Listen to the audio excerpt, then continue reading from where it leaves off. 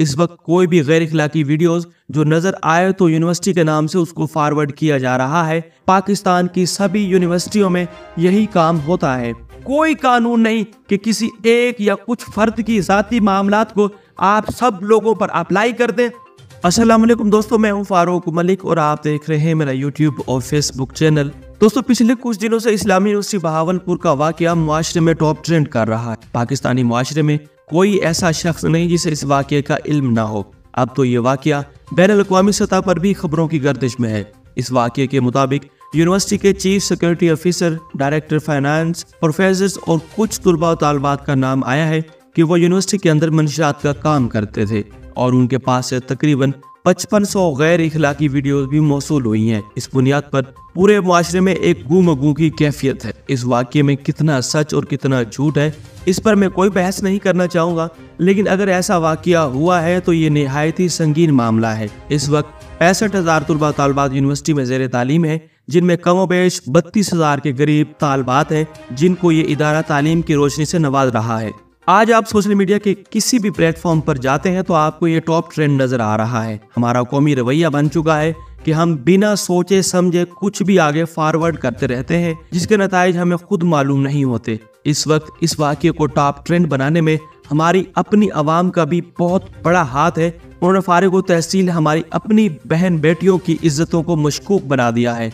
इस वक्त कोई भी गैर इखलाकी वीडियोस जो नजर आए तो यूनिवर्सिटी के नाम से उसको फॉरवर्ड किया जा रहा है बिना किसी तहकीक के। हर कोई अपनी तज्जिया पेश कर रहा है, अपना नाम बनाने की कोशिश कर रहा है, लेकिन इसका माशरे पर क्या असर पड़ेगा इससे कोई भी किसी को कोई गर्ज नहीं।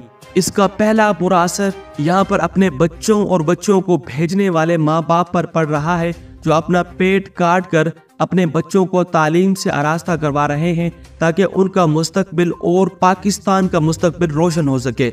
अब इनके जहनों में किस तरह के ख्यालात जन्म लेंगे, मुस्तकबिल करीब में क्या वो अपने बच्चों, खास कर बच्चों को इस तालीमी निज़ाम में तालीम की रोशनी में आरास्ता करने के लिए कितना आमादा होंगे। इसके बाद इसका दूसरा बुरा असर यहाँ तालीम हासिल करने वाली तालिबात पर पड़ रहा है, जिनकी इज्जतों की धज्जियां मीडिया पर उड़ाई जा रही हैं। इनकी इज्जतों को पामाल किया जा रहा है। और तीसरा बुरा असर असातिज़ा की सारी कम्युनिटी पर पड़ रहा है, जिसके बारे में पाकिस्तानी माशरे का हर एक फर्द तासुर दे रहा है कि पाकिस्तान की सभी यूनिवर्सिटियों में यही काम होता है और सभी ऐसा ही करते हैं। बिला तहकीक सारे असातिज़ा की कम्युनिटी की इस किरदार कुशी और किरदार साजी की जा रही है। चौथा बुरा असर पूरे मुल्क को, बिलखसूस हमारे बलूचिस्तान के लड़कियों लड़कों पर पड़ रहा है कि बलूचिस्तान में लड़कियों की तालीम पर बहुत कम लोग आमादा होते थे। इस वाक़ये के बाद मुझे डर है कि कहीं इन लड़कियों की पढ़ाई बंद ना हो जाए। पहली बात तो ये है कि किसी एक शख्स के ज़ाती इनफरादी अमाल को बोझ आप बाकी सब लोगों पर नहीं डाल सकते, और ना ही ऐसा होता है। क्या पाकिस्तान पिछले 75 सालों से असातिज़ा के बगैर आगे बढ़ रहा है? क्या कौम की तरक्की में असातिज़ा का कोई किरदार नहीं? हमें बहैसियत मजमूई ये समझना होगा कि किसी भी माशरे में, इदारे में सभी लोग एक जैसे नहीं होते।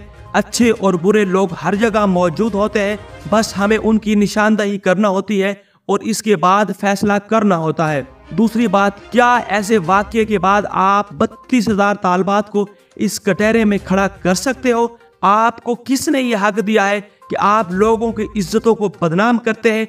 और कोई कानून नहीं कि किसी एक या कुछ फर्द की जाती मामलात को आप सब लोगों पर अप्लाई कर दें। ना ही ये सच है और ना ही ऐसा सोचने और करने में कोई मंतक है। हमें बाशऊर इंसान होने का सबूत देना होगा और समझना होगा कि हर जगह अच्छे और बुरे लोग मौजूद होते हैं। इनफरादियत से निकलकर हकाइक पर फैसला करें। अब एक बात ये सामने आई है कि वहाँ मंशियात का काम अरूज पर था।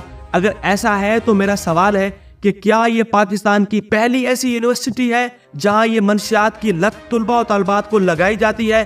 अगर आप नज़र उठाकर देखें तो आपको पाकिस्तान की तकरीबन हर एक यूनिवर्सिटी में और माशरे को दूसरे इलाकों में मंशियात के ठेकेदार नजर आएंगे।